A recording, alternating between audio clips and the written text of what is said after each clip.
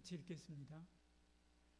자기 자신은 광야로 들어가 하룻길쯤 가서 한 로뎀나무 아래에 앉아서 자기가 죽기를 원하여 이르되 여호와여 넉넉하오니 지금 내 생명을 거두시옵소서. 나는 내 조상들보다 낫지 못하니이다 하고. 아멘. 오늘은 우울에 대해서 이야기합니다. 우울증이나 우울에 대한 이야기입니다. 마음이 너무 힘들고 또 무력감에 빠져본 적이 있나요? 요즘에 우울증 이야기들을 굉장히 많이 하죠. 그때 우리의 마음에 두 가지 목소리가 싸웁니다. 한편에서는 이런 이야기가 들리죠. 야, 내가 믿음이 없어서 그래. 기도 안 해서 그래. 그리스도인이 우울한 건 죄야. 왜? 하나님이 계시고 하나님이 도우시는데 그래서 믿지 못하니까 우울한 거 아니야? 그렇게 생각할 수 있죠. 그러면서 이런 생각들이 우리를 자꾸 몰아붙입니다. 그래서 우리가 우울한 것이 하나님 앞에 죄인 것 마냥 우리 자신을 쏘아붙이기도 하죠. 이 목소리 때문에 힘들어도 우리가 티도 못 내죠. 괜찮은 척 하면서 가면을 씁니다. 특히 교회 안에 와서 그럴 때들이 많이 있습니다. 옛날에 어른들은 이렇게 직접 표현도 했습니다. 옛날 어른들은 직접 이렇게 표현도 하고 그렇게 말을 했죠. 또 다른 한편에서는 정반대의 목소리가 또 들려오기도 합니다. 아니야, 이건 호르몬 문제이고 환경 탓이야. 영적인 거라고는 아무 상관없어. 그러니까 이건 영적인 책임은 전혀 없는 거야. 이렇게 생각하죠. 이 목소리가 우리에게서 우리 안에 있는 영적인 책임, 이 영적인 책임을 완전히 거세시켜 버리죠. 이것은 영적인 것하고 전혀 관계없는 그런 것이다 라고 이렇게 판단하게 만듭니다. 우리는 이 두 가지 목소리 사이에서 길을 잃어버리지요. 어느 쪽으로 가든지 우리가 하게 됩니다. 오늘 말씀을 통해서 이 부분에 대한 이야기를 함께 나누기를 원합니다. 결론부터 이야기한다면 우울한 상태 그 자체가 죄는 아닙니다. 그러나 그 우울함 가운데서 우리가 우울한 감정에 대해서 반응하는 반응이 문제인 거죠. 어떻게 반응하는지는 하나님 앞에서 우리가 점검해야 될 영적인 문제입니다. 이 경계선을 분명히 하고 하나님 주신 위로와 해결책을 함께 찾아가야만 하죠. 우울은 상태입니다. 죄는 반응입니다. 오늘 본문에 나오는 엘리야 정말 대단한 선지자지요. 바알 선지자 850명과 싸워서 불로 응답받은 엄청난 승리를 거둔 사람입니다. 근데 바로 직후에 이세벨이라고 하는 왕비가 내가 너 죽여버릴 거야 라고 하니까 완전히 무너져 버리죠. 그리고 광야로 도망가서 로뎀나무 아래 엎드려서 이렇게 기도하는 겁니다. 4절 이 말씀처럼요. 중간에요. 자기가 죽기를 원하여 그렇게 말씀하죠. 하나님 저 그냥 죽어버리고 싶어요 라고 이야기하는 것입니다. 극심한 번아웃 그리고 우울 상태에 빠졌다라고 이야기하죠. 근데 어디 엘리야만 사실 그렇습니까? 성경에 나오면 다른 인물들도 많이 그렇죠. 보십시오. 다윗입니다. 내 영혼아 내가 어찌하여 낙심하며 어찌하여 내 속에서 불안해하는가. 다윗은 끊임없이 자기 자신에게 이렇게 이야기하고 있는 것을 보죠. 그는 낙심했습니다. 불안해했습니다. 스스로에게 이렇게 말을 걸 만큼 그만큼 그는 절망을 느꼈던 거죠. 바울도 마찬가지입니다. 바울도 고린도후서 1장 8절에 보면 우리는 힘에 겹도록 심한 압박을 받아서 산 소망까지 끊어졌다. 더 이상 살고 싶은 마음이 없어졌다라고 이야기하는 거예요. 우리는 이제 끝났구나라고 생각하는 것이죠. 성경이 이처럼 위대한 믿음의 사람들도 깊은 낙심과 우울을 겪었다라고 하는 것을 보여줍니다. 솔직하게 이야기하죠. 그러니까 내가 우울하다라고 해서 나는 죄인이구나, 나는 믿음이 없구나 그렇게 생각해서는 안 됩니다. 그렇게 너무 정죄하지 마시길 바랍니다. 그것은 성경적인 태도가 아니죠. 우울한 감정 그 상태는 누구에게나 찾아올 수 있습니다. 그래서 우울은 감기라고 이야기하지 않습니까? 그렇게 찾아올 수 있는 것이죠. 다만 우리가 분별해야 될 것은 그런 마음, 그런 감정들이 왔을 때 내가 어떻게 반응하느냐, 내가 그것을 어떻게 대응하느냐의 문제입니다. 엘리야처럼 하나님 그냥 죽고 싶어요 라고 하면서 모든 것을 포기해버리는 거냐, 아니면 다윗처럼 내 영혼아 왜 낙심하여 하느냐, 너 하나님 바라라 라고 하면서 하나님 앞에서 몸부림치는 반응을 하느냐, 이 두 갈림길 사이에서 우리는 영적인 선택을 해야 되는 거죠. 그렇다고 해서 엘리야처럼 그렇게 해도 하나님께서 한 번 택한 하나님의 자녀는 버리지 않습니다. 그를 다시금 회복시켜서 이렇게 세우지 않습니까? 하나님은 낙심한 이 엘리야를 어떻게 다루시는가 보지요. 자, 하나님께서 어떻게 했는가? 하나님께서 번개를 내리치면서 일어나지 못해? 또 그거밖에 못해? 라고 하지 않으셨죠. 하나님의 처방입니다. 첫 번째, 정죄가 아니라 돌봄이죠. 하나님의 천사를 보내서 엘리야를 어루만지면서 일어나 먹으라 라고 이야기합니다. 5절에 이야기하죠. 따뜻한 물과 떡을 주고 재우고 또 깨워서 일어나게 하고, 그래서 그를 회복시킵니다. 여러분, 영적인 문제도 마찬가지입니다. 기본적인 쉼과 영양의 어떤 공급을 통해서 회복이 시작될 때가 굉장히 많습니다. 하나님은 우리의 육체를 무시하지 않습니다. 저와 여러분, 우리에는 육체가 있고요, 그 육체에 영혼을 하나님께서 담았습니다. 육체라고 하는 그릇에 영혼을 담았습니다. 이것을 누가 했습니까? 하나님이 하셨습니다. 그러니까 우리에게 육체, 우리에 있는 육체, 이것을 무시하지 않습니다. 먼저 먹고 엘리야를 쉬게 하신 것을 보지요. 여러분 힘들 때 있을 겁니다. 힘들 때. 그때 전화하십시오. 목자에게 전화하고요, 저한테 전화하십시오. 네. 맛있는 거 사드릴게요. 그렇죠? 맛있는 거 사드릴 테니까 언제든지 전화하고, 아니면 내가 전화를 안 받거든, 톡으로 남겨놓으세요. 그럼 제가 기쁜 마음으로 달려가서, 여러분 한 그릇 먹고 싶다고 하면 두 그릇 사주고, 돼지고기를 먹고 싶다고 하면 내가 소고기를 사줄 테니까.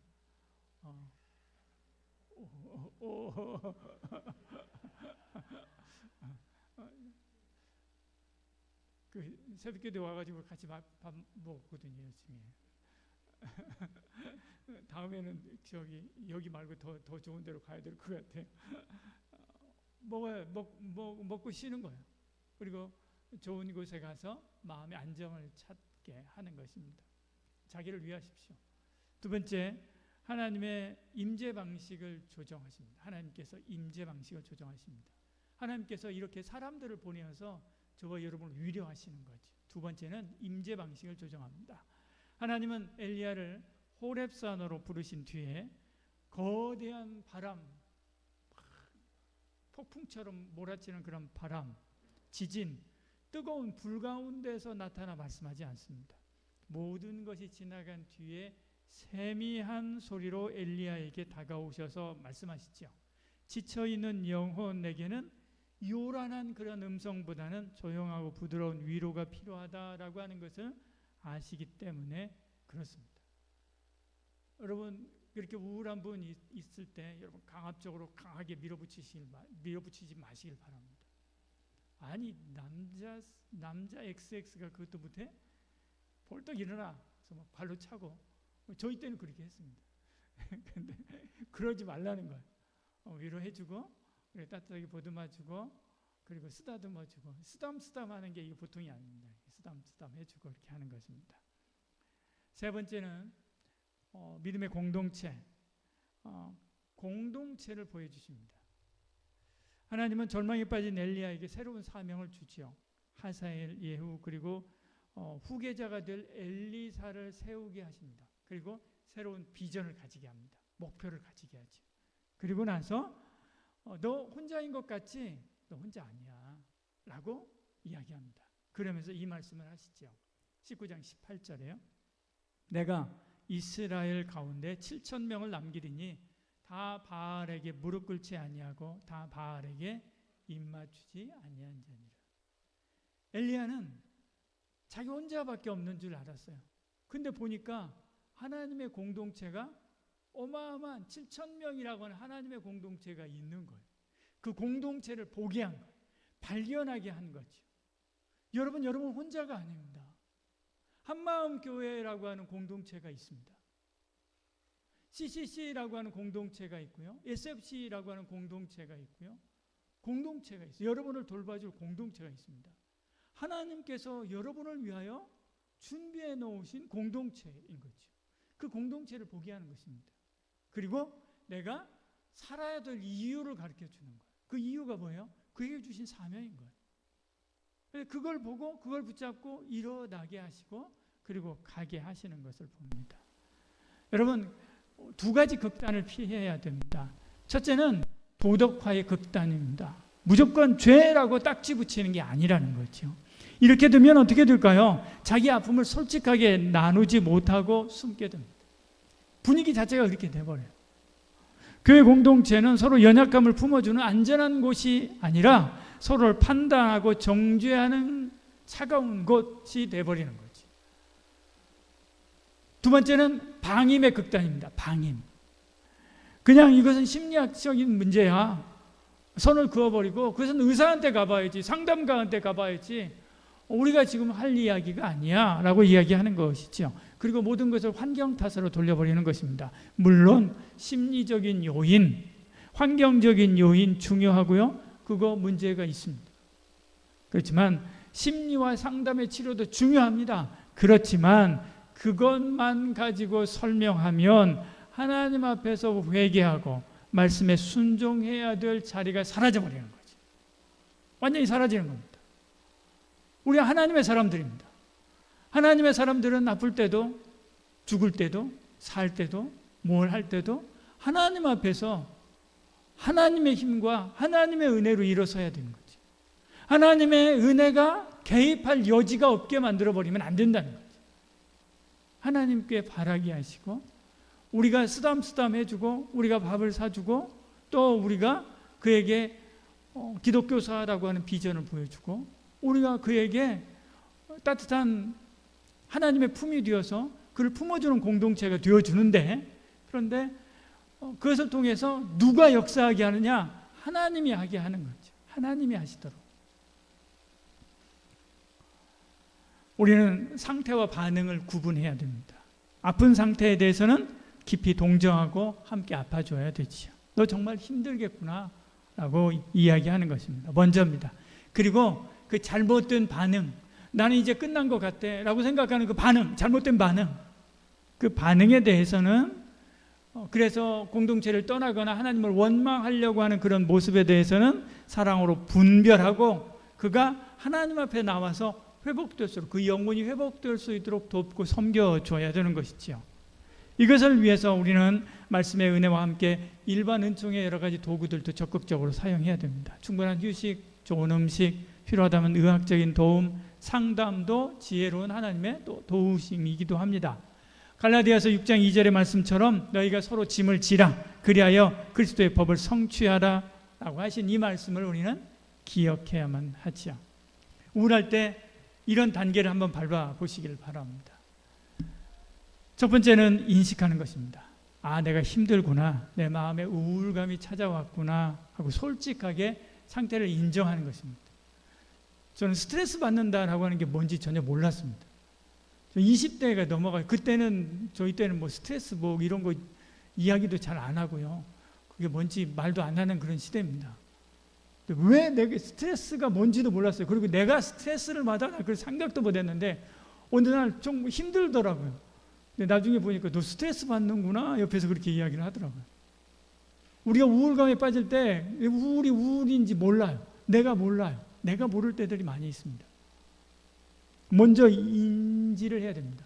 아, 내가 왜 이렇지? 내가 왜 평소 같으면 지금 기분이 괜찮은데 상황도 모든 것들이 다 괜찮은데 내가 왜 기분이 떨어지고 다운이 되지? 생각해봐요. 인지하는 게 먼저입니다. 두 번째, 털어놔야 돼요. 혼자 끙끙 앓지 마시길 바랍니다. 하나님께 먼저 기도로 솔직하게 털어놓는 은혜가 있기를 소원합니다. 하나님께 털어놓으십시오. 그리고 신뢰할 수 있는 목회자나 혹은 멘토 혹은 목자 혹은 신앙의 선배들, 그런 분들에게 이야기하시길 바랍니다. 저 좀 힘듭니다. 곱하기 2 해가지고. 그렇죠? 좀 더 힘듭니다. 좀 더 뻥튀기 해서 이렇게 하시길 바랍니다. 그러면 여기 이렇게 착하게 생긴 사람 있잖아요. 우리 회장님. 우리 회장님이 그러면 불러가지고 너 뭐가 힘드냐라고 하면서 차도 사주고 그러면서 이야기도 들어주고 그럴 것입니다. 털어놓는 거죠. 말만 해도 조금 가벼워지는 것 느낄 수 있습니다. 짐을 나눠지는 거죠. 그리고 쉬어야 됩니다. 잠자는 시간, 일어나는 시간 이런 것들을 고정하고요. 리듬을 다시금 부팅하는 것입니다. 여러분들이 하고 있는 일들을 한 60% 정도 줄이시길 바랍니다. 하나님께서 엘리야를 재우지 않습니다. 먼저 재우는 걸 제일 먼저 하시지 않습니까? 여러분 먼저 자기 자신을 재우시길 바랍니다. 그리고 채워야 됩니다. 뭘로 채워요? 몸을 채워야 됩니다. 거창한 거 아니어도 괜찮습니다. 식사 하고요. 내가 먹고 싶은 거 한 번쯤 사서 먹고요. 충분히 물도 마시고요. 햇빛도 쬐고요. 그리고 산책도 하고 그러면서 몸을 회복시키시길 바랍니다. 그리고 말씀으로 재해석을 하시길 바랍니다. 지금 나의 상태에 대해서 하나님 말씀으로 해석을 하는 거죠. 나는 안 돼. 나는 다 끝났어. 그렇게 생각하죠. 그럴 때 시편 42편이나 43편, 23편 이런 성경들을 읽으시길 바랍니다. 42편이나 43편 짧습니다. 시편 23편도 굉장히 짧습니다. 굉장히 짧아요. 42편, 43편 기억하십시오. 23편 성경 이런 성경들을 조용히 천천히 그렇게 소리내서 읽어보시길 바랍니다. 그리고 하나님 말씀으로 자신을 다시금 새롭게 보는 겁니다. 그리고 나서 다시 연결하는 것입니다. 혼자 동굴로 들어가지 말고요. 힘들수록 소그룹 우리 목장에 나오고요. 그리고 예배에 참여하고 그렇게 하시길 바랍니다. 사람들과 어울리는 것이 버거우면 그냥 뒤에 앉아 있으십시오. 그냥 뒤에 가만히 앉아 있으십시오. 앉아 있다 그냥 가도 상관없습니다. 아니면 저 2층에 가 있어도 돼요. 2층에 가 있어도. 그러니까 다른 사람들이 활동하는 것을 내가 그냥 보는 자리에만 있어도 상관없습니다. 목장에 들어와서 앉아 있어도 그냥 깍두기로 앉아 있어도 됩니다. 깍두기로. 아무 말도 안 하고 그냥 깍두기로 앉아서 듣고 이야기하고 하는 것을 보는 것도 괜찮습니다. 그리고 공동체라고 하는 중보기도 네트워크 안에 머무는 거 굉장히 중요합니다. 목장한테 이야기하고 그 다음에 회장한테 이야기하고 또 저한테도 이야기해서 함께 공동체에서 기도하도록 그렇게 하시길 바랍니다. 새벽 기도하면 저희 새벽에 함께 같이 어른들이랑 권사님들이랑 같이 기도하거든요. 그러니까 함께 같이 그 네트워크 안에 들어가는 거예요. 내 기도를 끼워 넣는다라고 하는 것은요, 내가 떨어져 있어도 그 네트워크 안에 들어간다라고 하는 의미거든요. 거기에 같이 들어가서 같이 가는 것입니다. 그리고 작은 순종부터 시작하십시오. 거창한 계획 세울 거 없고요. 작은 오늘 할 수 있는 아주 작은 한 가지 정해서 그것을 실천해 보는 것입니다. 누군가한테 전화하는 거, 그냥 전화하는 거. 왜 전화했냐? 너 어쩐 일이야? 그러면 그냥 그리고 끊는 거예요. 그러면 돼요. 상관없어요. 그냥 하면 돼요. 그냥 그렇게 전화하고 그렇게 아주 단순한 일부터 시작하는 거지. 그러면서 조그만 순종부터 한 발 한 발 나가기 시작하면 이게 조금만 시간이 지나면 우리가 영적으로 회복되고요. 그리고 언제 그런 일이 있었는가 싶을 때들 있습니다. 그렇게 됩니다. 근데 우울한 우리에게 가장 큰 위로가 뭔지 아십니까? 예수님도 우리와 똑같은 감정을 느끼셨다라고 하는 것입니다. 예수님께서 겟세마네 동산에서 십자가를 앞두고 나서 이렇게 이야기합니다. 마태복음 26장 38절 이렇게 말씀하죠. 내 마음이 매우 고민하여 죽게 되었으니. 예수님은 엄살쟁이가 아닙니다. 예수님 엄살쟁이 아닙니다. 실제로 괴로웠습니다. 실제로 괴로운 것을 예수님께서 수첩에다가 적어놓은 게 아니에요. 실제로 괴로운 것을 제자들 앞에서 이야기를 한 거예요. 예수님의 비밀 수첩에다 기록한 것이 아니라 제자들한테 이야기를 한 거예요. 그러니까 제자들이 그 내용을 적은 거죠. 예수님의 마음을 어떻게 알아요? 예수님이 말했으니까 알지. 제자들이 그걸 적은 거예요. 제자들이 들었으니까. 예수님께서요, 이렇게 실제로 괴로웠습니다. 인간이 겪을 수 있는 가장 깊은 고뇌와 고통의 심연을 예수님께서 통과했어요. 히브리서 성경은 그렇게 있어요. 그래서 이렇게 이야기하지 않습니까? 우리에게 있는 대제사장은 우리의 연약함을 동정하지 못하시는 분이 아닙니다. 우리와 같이 똑같이 고통과 아픔과 어려움들을 당했던 분 아닙니까? 라고 이렇게 이야기하지 않습니까? 내가 얼마나 힘든지, 내가 얼마나 비참한 상태에 있는지, 내 마음이 그런 상태에 있는지 누구는 알아요? 주님은 아신다는 거지. 왜? 주님도 그런 마음의 상태를 경험해 보셨기 때문에 그런 것입니다.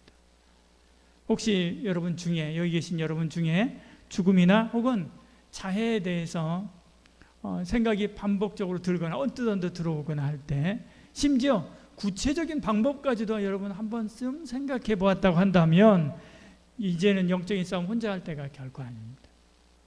즉시 도움을 요청해야 됩니다. 비상 신호 있죠.